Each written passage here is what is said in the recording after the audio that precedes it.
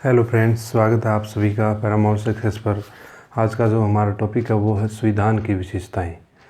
तो आप सभी ने हमारा पिछला वीडियो देखा होगा जिसमें हमने कॉन्स्टिट्यूशन असेंबली के बारे में बताया था और जितने भी जो संविधान सभा में जो भी मोस्ट इम्पोर्टेंट क्वेश्चन थे पेपर में आते हैं उन सभी के बारे में हमने डिस्कस किया था। आज का हमारा टॉपिक है संविधान की विशेषताएँ। आखिर हमारे संविधान सब देशों से अलग कैसे है, वो विशेष कैसे है, तो इसके बारे में हम जानेंगे। तो उम्मीद करते हैं आपको हमारा ये टॉपिक बहुत अच्छा लगेगा और जितने भी एग्ज़ाम में जो भी क्वेश्चन इस चैप्टर से रिलेटेड बार बार एग्ज़ाम में पूछे जाते हैं आप सभी उन सभी क्वेश्चनों को बहुत ईजी से आसानी से कर लोगे। तो उम्मीद करते हैं, तो शुरुआत करते हैं दोस्तों। जो सबसे लंबा और लिखित संविधान है, जो भारतीय संविधान की विशेषता, आप सभी जानते हो कि जो भारतीय संविधान है वो पूरे विश्व में सबसे ज़्यादा बड़ा और लिखित संविधान है। यानी कि ये भी आप सभी जानते हो कि जो संविधान होता है वो कितने तरह का होता है, दो तरह का होता है। एक होता है लिखित संविधान, कौन सा, लिखित, और एक होता है मौखिक संविधान यानी कि अलिखित। ये लिखित संविधान किस देश का, जैसे भारत हुआ और अमेरिका। भारत अमेरिका जैसे देशों का क्या है, लिखित में संविधान है। यहाँ पर जो भी संविधान है या कॉन्स्टिट्यूशन बनाया गया है, संविधान निर्माण किया गया है, वो लिखित में है, यानी कि संविधान का वर्णन लिखित रूप में है। और जो ये अलिखित होता है, अलिखित में क्या है, जिनका मौखिक होता है। आप सभी जानते हो कि जो मौखिक है वो ब्रिटेन का संविधान कैसा है, ये मौखिक है। ये क्या है, ये लिखित में नहीं है। एग्जाम में ये क्वेश्चन बहुत बार आया है कि किस देश का संविधान अलिखित है, अलिखित रूप से किस देश का संविधान है। तो एग्जाम में बार बार पूछा गया किस देश का, ब्रिटेन देश का। तो जो ये संविधान है, हमारा संविधान, आप सभी को पता है कि जो संविधान निर्माण में कितना समय लगा था, 2 साल 11 महीने और 18 दिन लगे थे। 2 साल 11 महीने 18 दिन। ये भी एग्ज़ाम में बहुत बार ये क्वेश्चन आया है कि हमारे जो संविधान था, संविधान का निर्माण कितने समय में हुआ था, 2 साल 11 महीने और 18 दिन में। तो ये सबसे ज़्यादा, ये जो इतना टाइम लगा ये कैसे लगा। आप सभी को पता है कि जो भारत था पहले वो बहुत सारे देशी रजवाड़ों में अलग अलग उनमें बटा हुआ था। तो जो सरदार वल्लभ भाई पटेल थे हमारे, जो बहुत अच्छे नेता थे, तो उन्होंने क्या किया था, वो भारत के उप प्रधानमंत्री भी रहे। तो उनको जो पद दिया गया था, क्योंकि जो देश को एकता को एक जो क्या बोलते हैं, देशी रजवाड़े, इन सभी को एक जो माला में पिरोने का काम जो किया था वो सरदार वल्लभ भाई पटेल ने किया था। और उन्हीं की वजह से भारत एक हुआ। नहीं तो जैसे ये हैदराबाद का अलग होने के लिए बोल रहे थे, जम्मू कश्मीर के अलग, तो बहुत सारे ऐसे थे, गोवा के अलग बोल रहे थे। तो जो सरदार वल्लभ भाई पटेल ने बहुत सारी महत्वपूर्ण भूमिका निभाई है और उन्हीं के द्वारा भारत का एकीकरण हुआ। और आप सभी को पता है कि जो भारतीय जब संविधान बनकर तैयार हुआ था तो उसमें अनुच्छेद कितने थे, उसमें कितने थे दोस्तों, अनुच्छेद थे वो 350 अनुच्छेद थे। और जो भाग थे, भाग कितने थे, 22 भाग थे। और अनुसूचियाँ कितनी थी, अनुसूचियाँ, ये भी आप सभी को पता है कि जो अनुसूचियाँ थी वो पहले कितनी थी, 8 थी। और बाद में फिर कितनी, 4 और जोड़ दी गई और टोटल कितनी होगी, 12 अनुसूचियाँ हो गई। तो जो ये अनुच्छेद थे, अनुच्छेदों के बारे में आप सभी को पता है कि जो करंट में जो ये हमारे अनुच्छेद हैं, इनमें जो बार बार जो प्रावधान हुआ, क्योंकि जो हमारा संविधान कैसा है, सबसे लंबा और लिखित संविधान है, तो इनमें प्रावधान करने के बाद अभी ये 450 प्लस हो चुके हैं जो अनुच्छेद हैं। तो बहुत ईजी है। फिर नेक्स्ट है आंतरिक एवं बाह्य स्रोत, यानी कि जो हमारा संविधान है वो आंतरिक स्रोत हो। यानी कि आंतरिक स्रोत कैसे, यहाँ पर क्या था, भारत में पहले ब्रिटिश शासन व्यवस्था थी। तो जितना भी जो भी ब्रिटिश शासन व्यवस्था थी उनके भी अलग से कानून थे, उन्होंने भी अपना संविधान बना रखा था, वो उसी के हिसाब से चलता था। तो आप सभी जानते हो दोस्तों,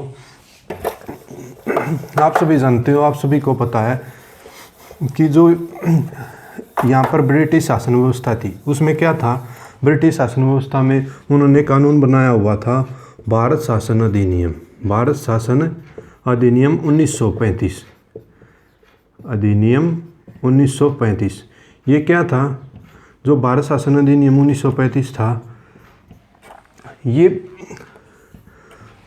ब्रिटिश शासन व्यवस्था के समय, यानी कि जब भारत ब्रिटिश के अधीन था, तब यहाँ पर भारत शासन अधिनियम 1935 के द्वारा बहुत से कानून बनाए गए थे। जैसे न्यायपालिका, जो भी न्यायपालिका का है कार्य वो कैसे चलेगा, और फिर जो संसद का कार्य वो कैसे चलेगा। तो इसमें हर तरह के जितने भी प्रावधान थे, यानी कि संविधान बनाया गया था। तो भारत में क्या हुआ, जब ये हमारा लिखित में जो संविधान बना, तो इसमें क्या हुआ, जो आंतरिक स्रोत एवं बाह्य स्रोत, आंतरिक का यानी कि अंदर से ही, तो उसमें क्या था, जो ब्रिटिश शासन था भारत पर, उसके अधिनियम जितने भी कानून बना रखे थे वो भारत शासन अधिनियम में थे। तो हमने क्या था, आंतरिक स्रोत यानी कि भारत शासन अधिनियम को हमने वहाँ से भी अपने संविधान में जगह दे दी, और उसको जो भी कानून ब्रिटिश शासन में जो बना रखे थे उनको इसके अंतर्गत हमने आंतरिक स्रोतों से ग्रहण किया हमारे संविधान में। और फिर आता बाह्य स्रोतों में आप सभी जानते हो, जैसे कि जब हम आज़ाद हो गए तो हमने जो संसद का निर्माण है, यानी कि राज्यसभा, लोकसभा और भी जैसे नागरिकता का है, तो वो सभी कहाँ से लिए हैं, वो ब्रिटेन से लिए हैं। कहीं से हमने संशोधन लिया है, कहीं से हमने समवर्ती सूची ली है। तो यानी कि अलग अलग देशों से जितना भी जो भी हमने स्रोत संविधान में जो भी प्रावधान किए हैं, यानी कि उनको ग्रहण किया है अपने संविधान में, उनको प्रावधान बनाया है, तो ये सभी बाह्य स्रोतों से। आप सभी जानते हो कि जो जैसे मौलिक अधिकार है, मौलिक कर्तव्य है, ये भी हमने अलग अलग देशों से लिए हैं। तो इसी तरह जो आंतरिक में है भारत शासन अधिनियम, आप सभी जानते हो कि जो भारत शासन अधिनियम के अंतर्गत 280 के लगभग जितने भी जो भी कानून थे, और आप सभी को पता है कि जो भारत का जब संविधान बना, भारतीय संविधान के समय कितने अनुच्छेद थे, 395 अनुच्छेद थे, 395 अनुच्छेद थे। तो आप सभी जानते हो कि जो 395 अनुच्छेद थे, 395 अनुच्छेदों में से 280 के करीब ये कहाँ से लिए गए हैं, भारत शासन अधिनियम से लिए गए हैं। इसलिए जो ये आंतरिक स्रोतों से लिया गया भारत शासन अधिनियम, ये बहुत महत्वपूर्ण क्वेश्चन है। क्योंकि एग्जाम में क्या क्वेश्चन आएगा, एग्जाम में क्वेश्चन आएगा कि जो भारतीय संविधान में जो सबसे ज़्यादा स्रोत लिए गए हैं वो कहाँ से लिए गए हैं। आपको ऑप्शन में दे देगा अलग अलग, और उनमें दे देगा एक भारत शासन अधिनियम 1935। तो इसका राइट आंसर कौन सा होगा, भारत शासन अधिनियम 1935। क्योंकि इसमें क्या था, हमारे जो संविधान का निर्माण हुआ तो 395 जो अनुच्छेद थे उनमें से 280 के लगभग जितने भी अनुच्छेद थे वो भारत शासन अधिनियम में से लिए गए थे। तो ज़्यादा स्रोत कहाँ से लिए गए हैं, आंतरिक स्रोत से लिए गए हैं। तो नेक्स्ट है फिर दोस्तों नम्यता एवं अनम्यता का मिश्रण। ये सभी आपने नोट डाउन कर लिया दोस्तों, ये इंपॉर्टेंट था, साथ के साथ में नोट डाउन करते रहो। अब हम चलते हैं नम्यता एवं अनम्यता का। ये नम्यता एवं अनम्यता का मिश्रण क्या है, आप सभी को सबसे पहले ये नम्यता एवं अनम्यता के बारे में पता होना चाहिए। ये होता है लचीला एवं कठोर, लचीला एवं कठोर।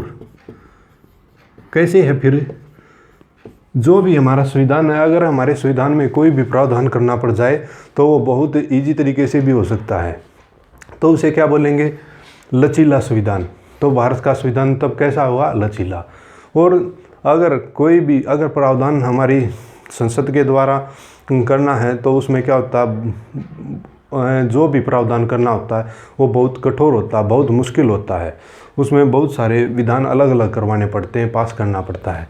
तो वो कैसे हुआ, कठोर। जैसे आप सभी जानते हो, जैसे कोई भी जो संविधान में कोई भी प्रावधान करना है तो 2/3 बहुमत के साथ, 2/3 बहुमत के साथ उसे उस प्रावधान को पास कर सकते हैं।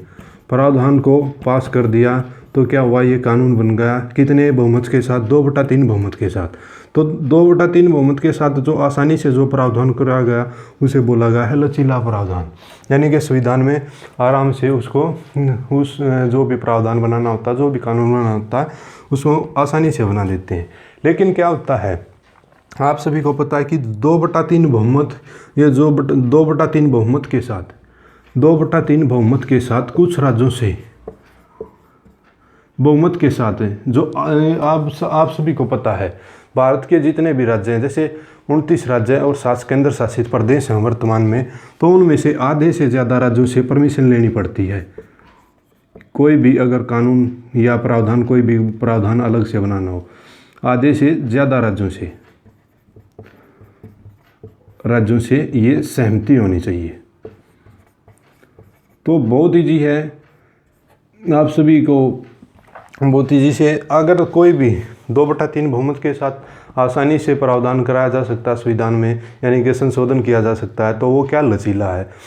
अगर कोई ऐसा प्रावधान है जिसमें क्या होता है 2/3 बहुमत के साथ संसद जितने भी हमारे भारत में जो भी राज्य हैं, आधे से अधिक राज्यों की सहमति लेनी पड़ती है, तो वो कैसी परिस्थिति हुई, वो कठोर परिस्थिति हुई। उसमें जो भी प्रावधान किया जाएगा वो बहुत ही मुश्किल के साथ होता है। 2/3 बहुमत भी और आधे से ज़्यादा राज्यों से सहमति भी लेनी पड़ती है। तो इसी कारण जो भारत के संविधान को नम्यता का मिश्रण कहा गया है। तो एग्जाम में ये क्वेश्चन भी आया है कि जो नम्यता अनम्यता का क्या मतलब है, तो ऑप्शन में दे देगा लचीला एवं कठोर। तो राइट आंसर कौन सा होगा, लचीला एवं कठोर, ये नम्यता अनम्यता है। ठीक है दोस्तों। तो नेक्स्ट है फिर एकल नागरिकता। आप सभी जानते हो जो एकल नागरिकता है, भारत ने एकल नागरिकता कहाँ से ग्रहण की है? भारत ने एकल नागरिकता कहाँ से ग्रहण की है? भारत ने जो एकल नागरिकता की है ग्रहण, वो कहाँ से की है? ब्रिटेन से। ये ब्रिटेन से की है एकल नागरिकता। तो जैसे अभी यहाँ पर ऊपर क्या था, हमारे आंतरिक एवं बाह्य स्रोत थे। आंतरिक में क्या बताया था, ये जो भारत शासन अधिनियम था 1935, और बाह्य में था किसी देश से गणतंत्र लिया है, किसी देश से संविधान संशोधन लिया है, किसी देश से आपातकाल लिया। तो ब्रिटेन से नागरिकता ली है। ये कितने में? भाग 2 में वर्णन है इसका, भाग 2 में, जो भारत के संविधान में भाग 2 में वर्णन है। और आप सभी को पता है कि जो अमेरिका है, अमेरिका में कैसी नागरिकता है? जैसे अलग अलग देशों में क्या है, अमेरिका में दोहरी नागरिकता है। वहाँ पर क्या होती है, राज्य के आधार पर अलग होती है और फिर देश के आधार पर जो नागरिकता वो अलग से लेनी पड़ती है। लेकिन भारत में कौन सी नागरिकता है? भारत में एकल नागरिकता है। एकल नागरिकता हमने कहाँ से ली है? वो ब्रिटेन से ली है। फिर नेक्स्ट है मौलिक अधिकार। आप सभी जानते हो कि जो मौलिक अधिकार हैं हमारे संविधान में, वो बाह्य स्रोतों से लिए गए हैं। तो कहाँ से लिए गए हैं? बाह्य स्रोतों में ये अमेरिका से लिए गए हैं। कहाँ से? संयुक्त राज्य अमेरिका से। तो मौलिक अधिकार ये हमारे जो 12 से 35 भाग 3 में 12 से 35 अनुच्छेद के अंतर्गत हैं, इनका वर्णन किया गया है। तो इन जो मौलिक अधिकारों के बारे में जो वर्णन किया गया है 12 से 35 अनुच्छेद में, हम उनके बारे में नेक्स्ट वीडियो बनाएंगे और जल्दी उसके बारे में क्या जो भी हम इनको क्लियर, इस टॉपिक को अलग से क्लियर करेंगे। ठीक है दोस्तों। तो अब है हमारे राज्य के नीति निर्देशक तत्व। आप सभी को पता है राज्य के नीति निर्देशक तत्व कहाँ से लिए गए हैं? ये बार एग्जाम में क्वेश्चन आया है। ये आयरलैंड से लिए गए हैं। तो कहाँ से लिए? आयरलैंड से लिए गए हैं। क्या होता है कि अगर कोई भी संविधान में कोई भी प्रावधान करना होता है तो राज्य के नीति निर्देशक तत्वों के संबंध में सरकार को भी कुछ दिशा निर्देश दिए गए हैं। जो संविधान, ये राज्य के नीति निर्देशक तत्व जिनको बोलते हैं, इनमें क्या होता है, सरकार अगर कोई भी जनता के लिए कानून बना रही है या कानून बनाने का प्रयास कर रही है, तो सरकार को जनता की हर जो भी क्या बोलते हैं, जनता के जीवन यापन को या जनता को देखकर कानून बनाना चाहिए। ये बोला गया है कि राज्य के नीति निर्देशक तत्वों में उनको सरकार का उन सभी तत्वों का पालन करना चाहिए। यानी कि कोई भी कानून बनाओ तो सरकार को निर्देश दिए गए हैं, सरकार को बोला गया है कि प्रावधान के नियमों के तहत आपको इन सभी नियमों का पालन करना चाहिए, कोई भी कानून नया बनाते हैं। तो ये कहाँ से लिए गए? आयरलैंड से लिए गए हैं। फिर नेक्स्ट है मौलिक कर्तव्य। आप सभी को पता है कि जो भारत के नागरिकों को मौलिक कर्तव्य दिए गए हैं, वो संविधान निर्माण के समय मौलिक कर्तव्य नहीं दिए गए थे, लेकिन इनको बाद में जोड़ा गया। तो इनको कब जोड़ा गया? 42वें संविधान संशोधन द्वारा। कब? 1976 में। कब? ये 1976 में 42वें संविधान संशोधन द्वारा। ठीक है दोस्तों। तो एग्जाम में ये क्वेश्चन भी आ गया है कि जो मौलिक कर्तव्य थे उनको किस संविधान संशोधन द्वारा, 42वें संविधान संशोधन द्वारा। कब हुआ? 1976 में। इसमें जो भारत के नागरिकों को 11 कर्तव्य दिए गए, यानी कि जितने भी ये जो भी कर्तव्य थे, जो भी यानी कि जो ये 11 कर्तव्य दिए गए, इनमें देश की संपत्ति के बारे में, सुरक्षा के बारे में, अपने देश को हर चीज़ के बारे में, ये जो जितने भी कानून या कर्तव्य बताए गए हैं वो मौलिक कर्तव्य में बताए गए हैं। लेकिन जो मौलिक अधिकार था वो कहाँ से लिया गया? अमेरिका से लिया गया है। तो ये किस स्वर्ण सिंह समिति की अनुशंसा पर लिया गया? स्वर्ण सिंह समिति की। तो एग्जाम में ये क्वेश्चन भी आया है कि किस समिति के द्वारा मौलिक कर्तव्य को जोड़ा गया? वो स्वर्ण सिंह समिति की अनुशंसा के आधार पर 42वें संविधान संशोधन द्वारा 1976 में कितने कर्तव्य? 11 कर्तव्यों को जोड़ा गया। तो ये इन सभी कर्तव्यों का हमारे हर देश के नागरिक को पालन करना चाहिए। फिर नेक्स्ट है सार्वभौमिक मताधिकार। आप सभी जानते हो कि जो सार्वभौमिक मताधिकार है, यानी कि हमारे देश में जितने भी नागरिक हैं तो उन सभी को वोट देने का अधिकार है। लेकिन ये पहले क्या था? पहले जो वोट डालने की एज थी वो 21 वर्ष थी। 21 वर्ष का होने के बाद उनको वोट डालने का अधिकार दिया गया था। लेकिन 61वें संविधान संशोधन द्वारा, कौन से? 61वें संविधान संशोधन द्वारा कितना कर दिया? 18 वर्ष कर दी गई। तो 61वें संविधान संशोधन द्वारा कितनी कर दी गई? वोट डालने की उम्र इसमें 18 वर्ष कर दी गई। चाहे वो किसी भी धर्म से हो, जाति से हो, चाहे कोई इसमें अमीर हो, चाहे गरीब हो, इन सभी से कोई फर्क नहीं पड़ता। सभी को क्या है? अपना मत डालने का अधिकार है। नहीं जाति धर्म देखा जाता कुछ भी। तो सार्वभौमिक मताधिकार में देश के नागरिक का कर्तव्य है, उनको अधिकार दिया गया है अपने वोट डालने का। तो नेक्स्ट है फिर स्वतंत्र एवं निष्पक्ष कार्यपालिका। आप सभी जानते हो दोस्तों, जो हमारे देश की कार्यपालिका है, हमारे देश की कार्यपालिका का जो आकार है वो कैसा है? हमारे देश की जो कार्यपालिका है उसका आकार कैसा है? पिरामिड की तरह है। पिरामिड की तरह है। उसमें क्या है? सबसे पहले है सुप्रीम कोर्ट, फिर उसमें क्या है? हाई कोर्ट, और फिर नीचे क्या है? District court. तो ये जो है हमारे देश की हमारे देश के जो कार्यपालिका का आकार है वो कैसा है? यह एग्जाम में बहुत बार पूछा गया है। ये पिरामिड की संरचना का आकार है। तो कैसा? पिरामिड संरचना आकार। तो दोस्तों ये क्वेश्चन भी आया है कि जो हमारे देश की जो कार्यपालिका है उसका आकार कैसा? पिरामिड की संरचना है। सबसे पहले सुप्रीम कोर्ट, हाई कोर्ट और फिर डिस्ट्रिक्ट कोर्ट। इसमें क्या होता है? जो भी हमारे संविधान में जो ये प्रावधान बनाए गए हैं, इन सभी के लिए हमारे देश में ये जो सुप्रीम कोर्ट बनाया गया है और हाई कोर्ट बनाए गए हैं, डिस्ट्रिक्ट कोर्ट बनाए गए हैं। इन सभी में क्या होता है? किसी भी राज्य का कोई अलग से सुप्रीम कोर्ट नहीं है, कोई अलग से डिस्ट्रिक्ट कोर्ट नहीं है, नहीं कोई अलग से फिर हाई कोर्ट भी नहीं है। तो इन सभी में क्या होता है? ये जो भी निष्पक्ष कार्यपालिका होती है, ये किसी के प्रावधान में ये नहीं है कि ये किसी एक राज्य के हैं, ये स्वतंत्र एवं निष्पक्ष हैं। यानी कि इनमें जो भी निर्णय सुनाया जाएगा तो वो बिल्कुल निष्पक्ष होगा और बिल्कुल किसी के दबाव में आकर नहीं होगा, नहीं किसी स्टेट का इन पर अधिकार होगा। तो स्वतंत्र एवं निष्पक्ष कार्यपालिका हमने कहाँ से ली है? ये स्वतंत्र एवं निष्पक्ष कार्यपालिका हमने कहाँ से ली गई है?